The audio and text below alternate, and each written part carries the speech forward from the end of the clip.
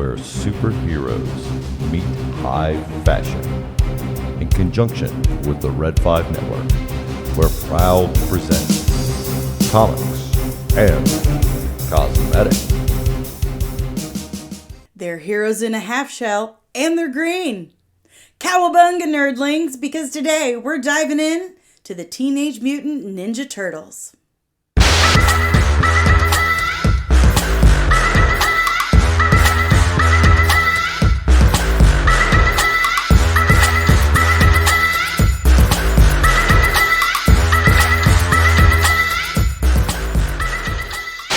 What is up, sexy nerdlings, and welcome back to my channel!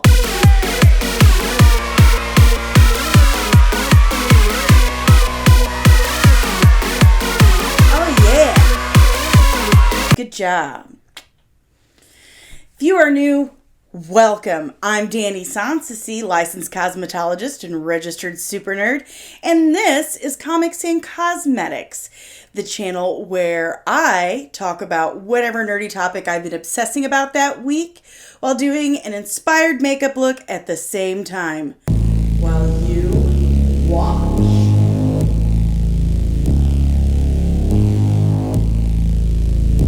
Remember, guys, smash that like button, hit the subscribe, and make sure you ring that bell so you can get notifications whenever I'm back with another one of these magnificent videos.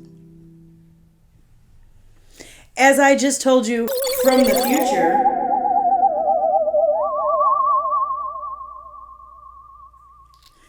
this week we are talking about probably my little brother's favorite characters of all time, Teenage Mutant Ninja Turtles.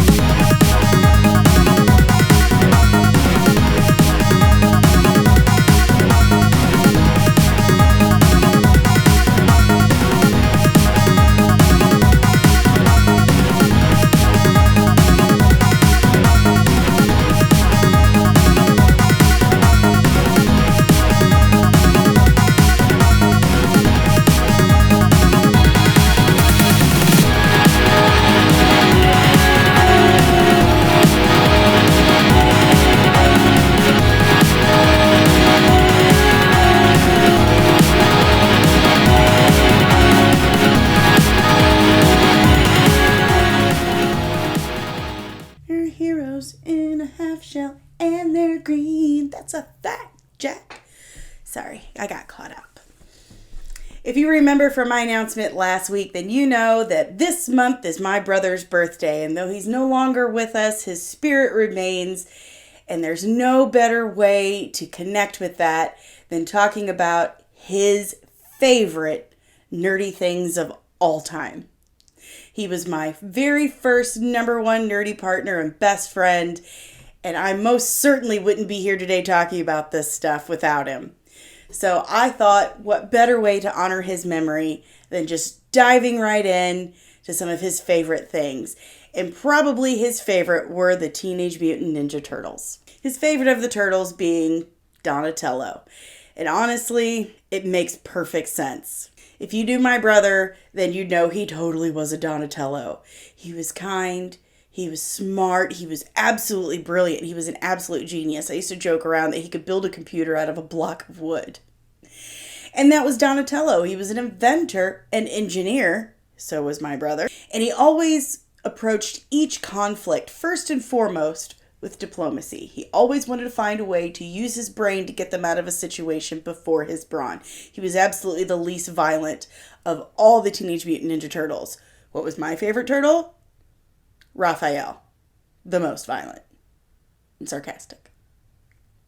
So without any further ado and lip from me, let's dive right into the Ninja Turtles, shall we? Though most of you probably discovered Teenage Mutant Ninja Turtles in the late 80s, like we did, I'm not gonna lie, they actually came out in 1984. They were created by a couple of guys by the name of Kevin Eastman and Peter Laird. They were working one night, staying up really late, and they were getting a little slap happy, so they started drawing silly things to entertain each other. And what ended up happening was Kevin Eastman ended up drawing this turtle with all this ninja gear on and called him a Ninja Turtle.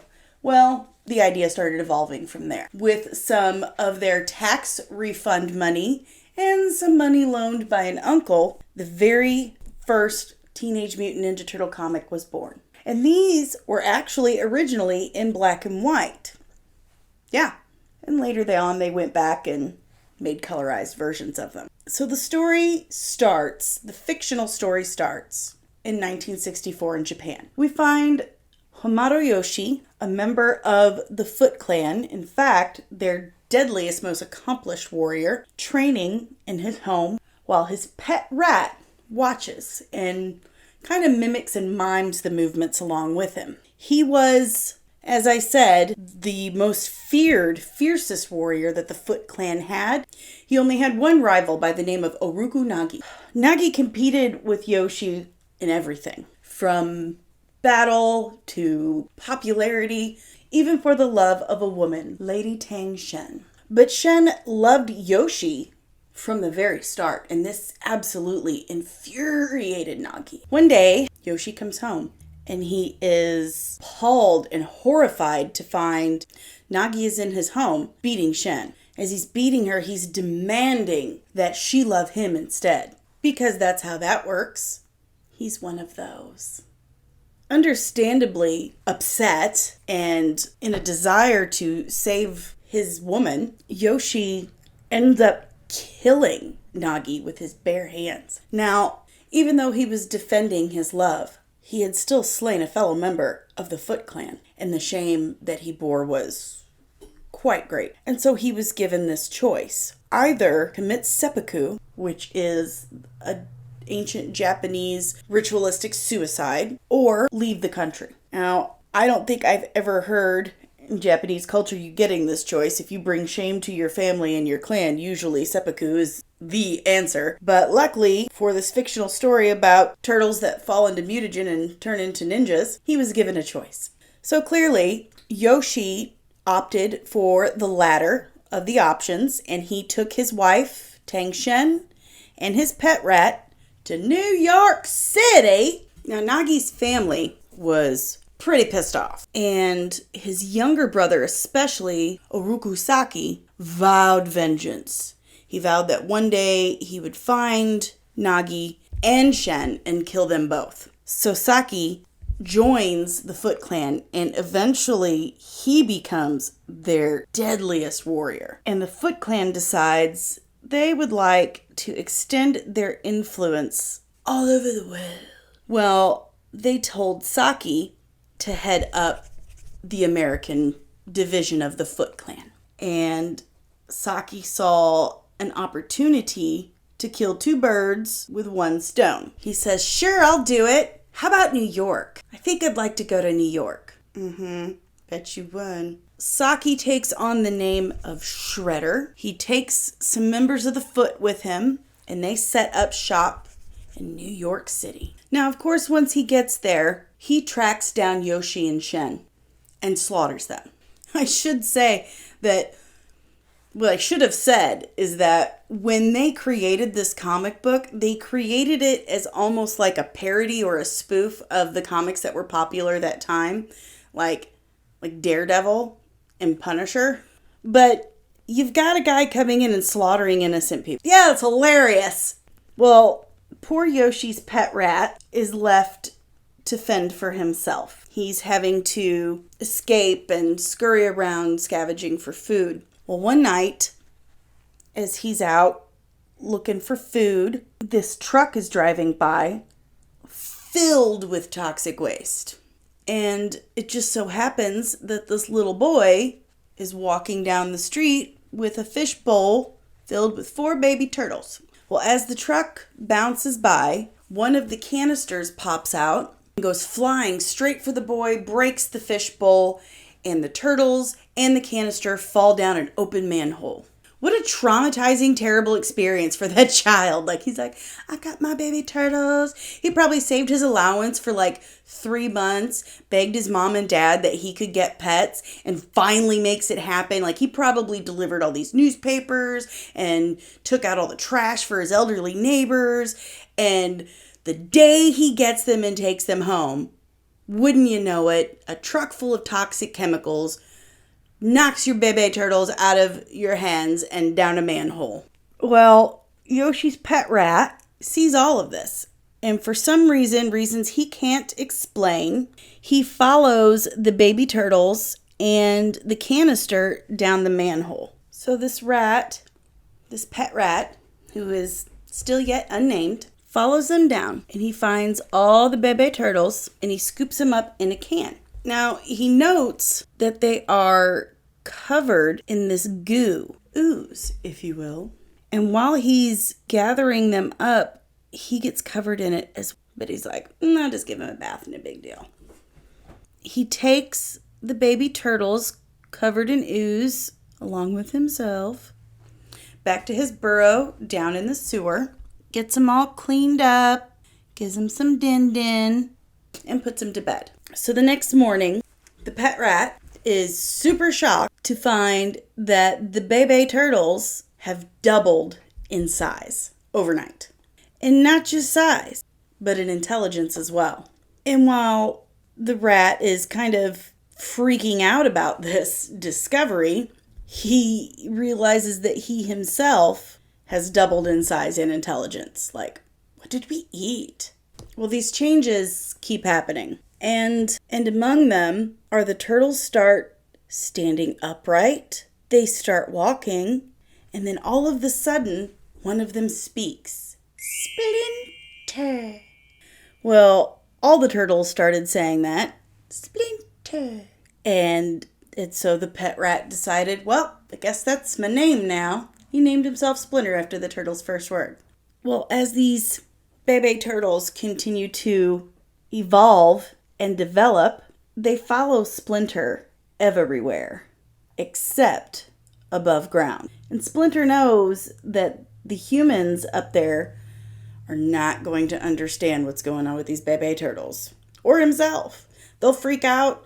They will, capture them, put them in a lab, study them, kill them out of fear. It's a lot of bad things that could happen to the talking baby turtles.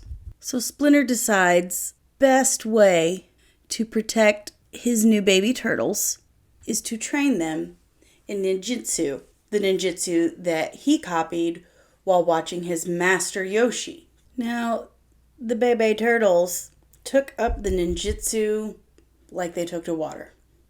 He was unbelievably impressed, proud, and surprised at how well they were doing. Then one day, he comes across a Renaissance book he found in a storm drain. And with this book, he named his new sons. The first, he named after Leonardo da Vinci, Leonardo. Then, Michelangelo, Donatello, and Raphael. Leonardo has always been probably the most popular of all 4 team members. He is courageous, a tactician, a natural leader, and a devoted student to his sensei Splinter. He tends to be so responsible, almost to a fault. He takes on responsibility for his brother's actions, which puts him at odds most frequently with Raphael. In the original comics, all of the turtles wore red masks, but when the TV series came out in 1987, it was important that, children could be able to differentiate between the turtles easier. So they decided to go with different colored masks. I think that was a good call. And since they went with the different colored masks, Leo the leader became the turtle with the blue mask. Next we have Raphael, or Raph, my favorite Ninja Turtle. If it is possible to have a crush on an anthropomorphic turtle that is a cartoon, then I totally did on Raphael. Raphael was the bad boy of the turtles. He was sarcastic. He had a bad attitude.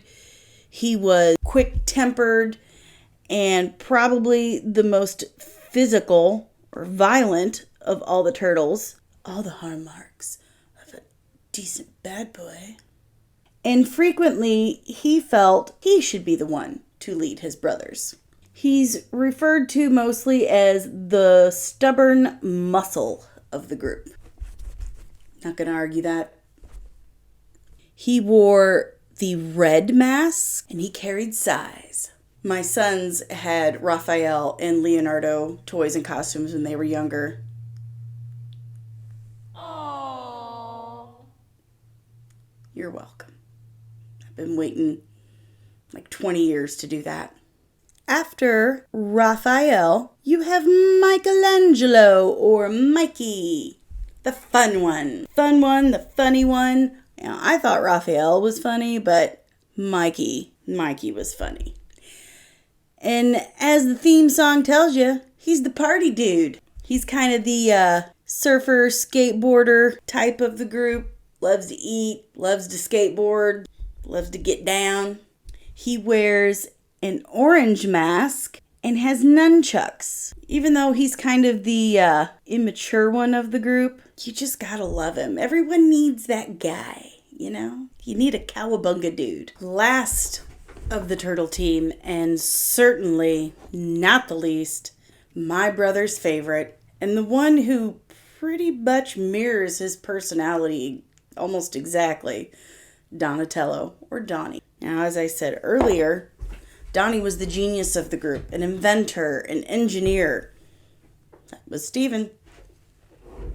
He was kind-hearted, and he always was ready to solve a problem with his intellect before his fists. I think that's why his color was purple.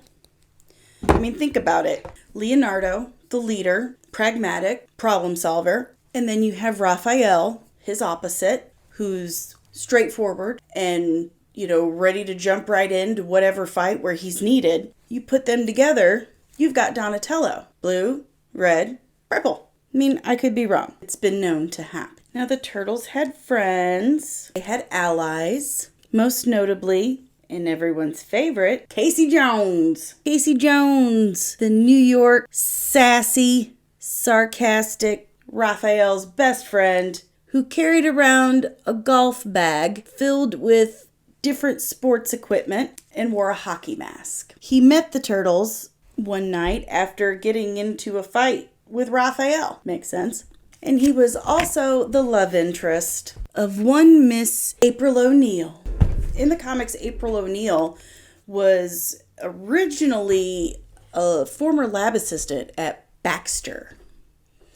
And for those who know what Baxter is, or for those who don't, Baxter was the corporation, the company that created the mutagen that transformed the turtles and split. But when the cartoon came out and every iteration after that, April became a star reporter, which I think made better sense because her role was to assist the turtles in ways that, they couldn't do for themselves. They couldn't go above the surface in the daytime. People would freak out. So anything that they needed that they couldn't handle on their own, April assisted with. And it makes more sense, kind of like Superman, being a reporter. He became a reporter so he could keep his ear to the ground, keep him in the know with where he could be of most help. Now, of course, they didn't just have allies and friends, they had enemies too. We know about Shredder, okay, and his lackeys, Bebop and Rocksteady. Who didn't love those guys?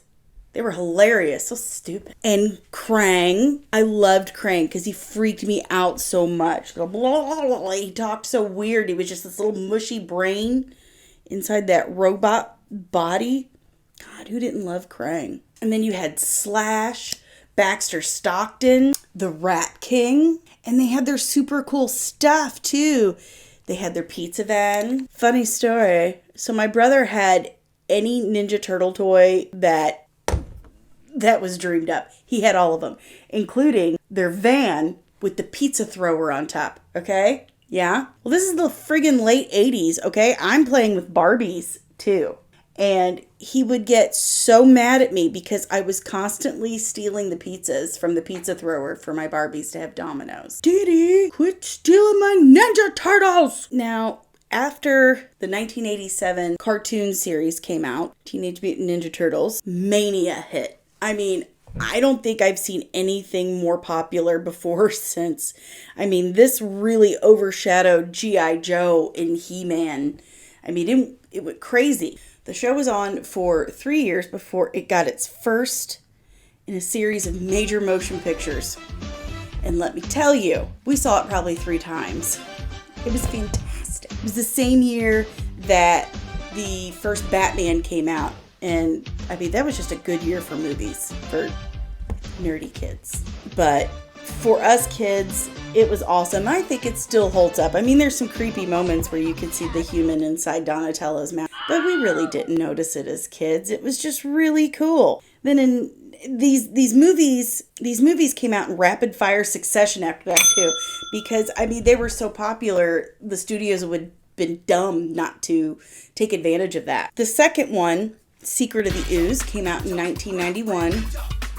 It's a banger. It really is. And then Teenage Mutant Ninja Turtles 3 came out in 1993. And that one, they go back in time to feudal Japan. That one's pretty cool. It didn't stop there. In fact, the original cartoon series aired for almost 10 years.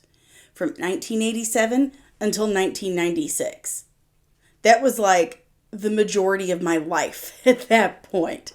Can you imagine that? Then you had the Nintendo game, which my brother and I practically fist fought each other over the honor of playing. He would get so frustrated with me because this kid was like a prodigy with Nintendo. He beat Mario Brothers, the first one. He beat Mario Brothers at 3 years old. I'm not kidding.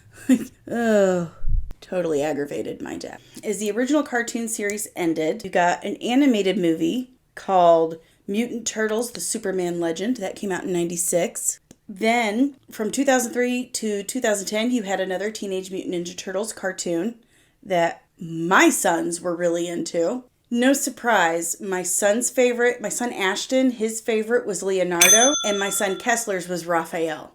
If you knew my boys, you'd be laughing right now. Then, in 2009, you get Turtles Forever, which kind of served as not only a 25th anniversary celebration of the franchise, but also the series finale for that second cartoon series. Then you got another series from 2012 to 2017, Teenage Mutant Ninja Turtles. And when that ended, we got Rise of TMNT, which came out in 2018, and it's still running today. We got some more major motion pictures. We got TMNT in 2007. You got the TMNT in 2014, and then its sequel, Out of the Shadows, in 2016. And apparently right now Seth Rogen is working on a reboot that's supposed to come out next year. Well, there you go, my little nerdlings. That's all I've got for you today on Teenage Mutant Ninja Turtles, my brother's favorite fandom from the 80s when we were growing up. I want to thank everyone who came to our live show last Sunday. Please keep coming. We really enjoy the interaction in the chat. We're going to keep talking some Moon Knight until the series ends, and then we will pick back up with Obi-Wan Kenobi. Pretty psyched for that one. We will not actually have a live show tomorrow because it's Easter and I forgot about that. We will pick back up with our live shows next Sunday where we will cover Moon Knight episode 3 and 4. I want to say a huge big shout out and thank you to R2 the Icky and his wife Mrs. the Icky at After the Weekend because they made me stickers. We've got hashtag sexy nerdling stickers and Comics and Cosmetics logo stickers. Woo! How cool are these? And they've even got our super sweet Red 5 logo on there. Hashtag Red 5 family. So if you would like some sweet, sweet Comics and Cosmetics stickers, get a hold of me. I'll see what we can work out.